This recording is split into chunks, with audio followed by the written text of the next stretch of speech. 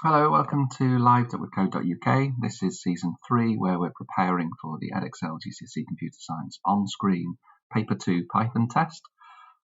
So this is the third in the series where we're trying to look at the different types of questions that might come up in the third out of 6 questions in that on-screen test.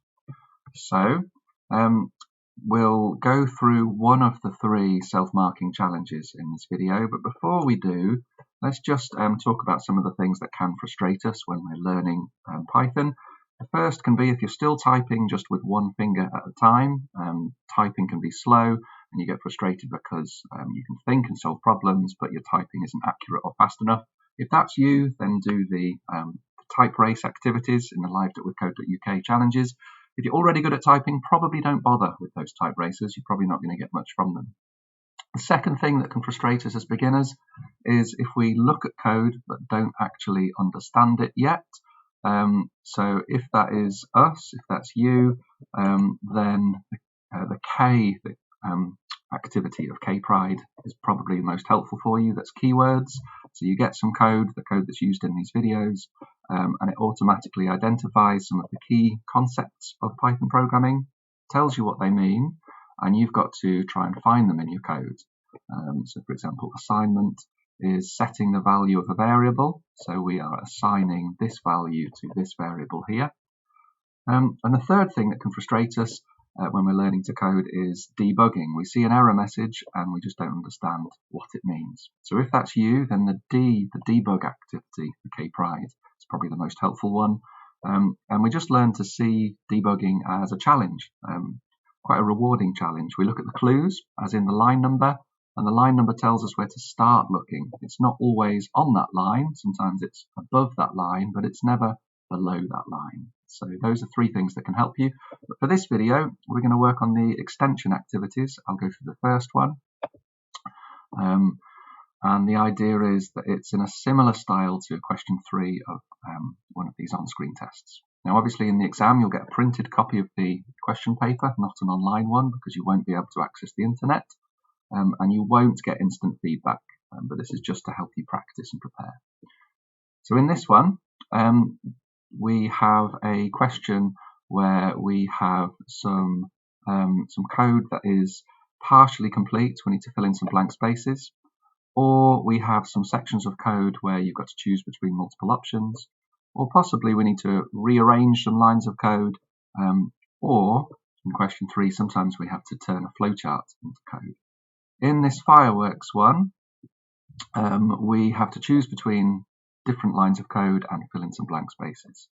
So let's have a look. I'm going to put this full screen and let's work through together. So interestingly, chatting through with some students in my class, some students work from where the error messages are, if there are any. So find line 42 and work upwards.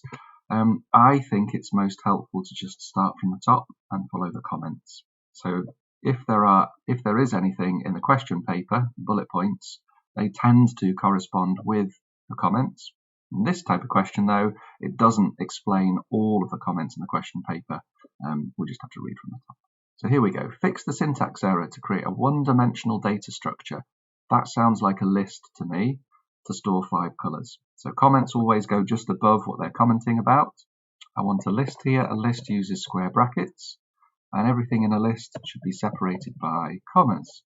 So if we put some commas in here to separate all of these colors, hopefully, yeah, we've done that one. Let's look for the next comment to give us an instruction. Now, I really don't like these jumbled up ones because you have to get into the mind of the person who wrote the code without necessarily understanding what they're trying to do. But we can get some clues. So let's look around the code. First of all, it tells us where to start jumbling and where to stop jumbling. Jumbling means rearrange the order. So I don't need to change the position of this line or these lines. Then I can see, well, which part of the program am I in? I'm in subprograms, so procedures and functions, and I'm inside a procedure called draw firework.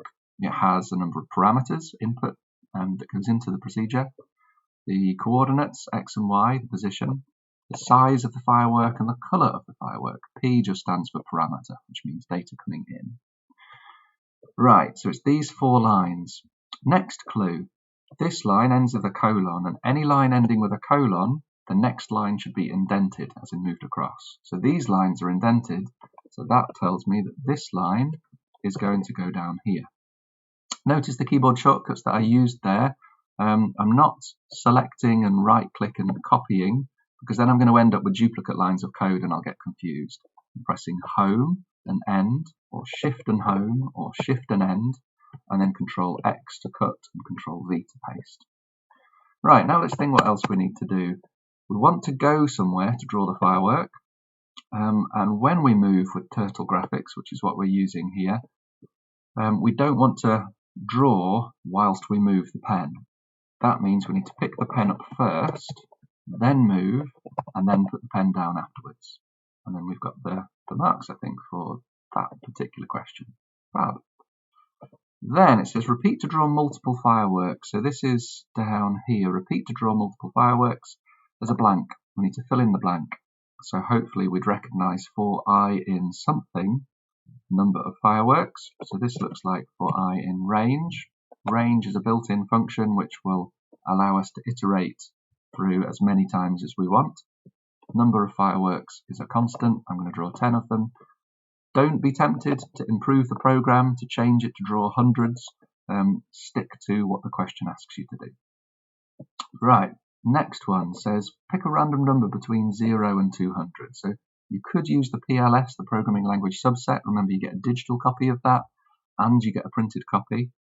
But I've got something up here which looks very similar. I'm going to use the random module, the built-in function from the random module, and it needs to be between 0 and 200. Good, we're almost there. We've got one more left to go. So this one I think is the hardest. Call the subroutine to draw a firework. What's a subroutine? A subroutine is a procedure or a function, a subprogram.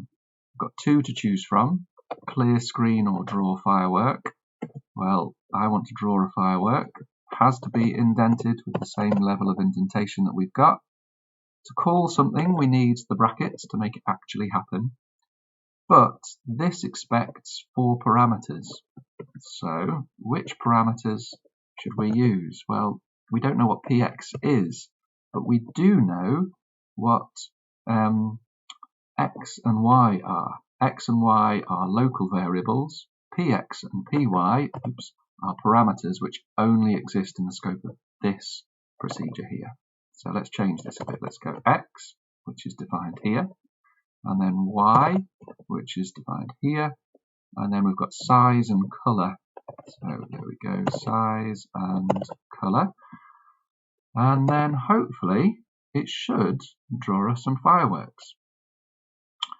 So if we go back to the question paper on here, we should now get all the marks here. If you're getting most of them, but this triangle is red, that means you just haven't run your code yet. So your challenge is to work through the distance calculator and the age flowchart to have some extra practice of these type of question 3 style questions. When you've finished, you can put your name in and generate a PDF certificate to celebrate your own progress or share with your teacher. Or if you're working through compete.withcode.uk, then it saves your progress automatically and you can compete against your friends in your class. So the key things here to remember, that at the link underneath this video, you'll find links to live.withcode.uk, or if your teacher's signed up to compete.withcode.uk, you can get all of these activities each week. Whatever it is that you find frustrating, keep practicing at it, chip away at it, because practice leads to experience, and experience leads to confidence, and you can and you will become a confident programmer if you choose to put in the regular practice. And so all the very best. Thanks for putting the work in.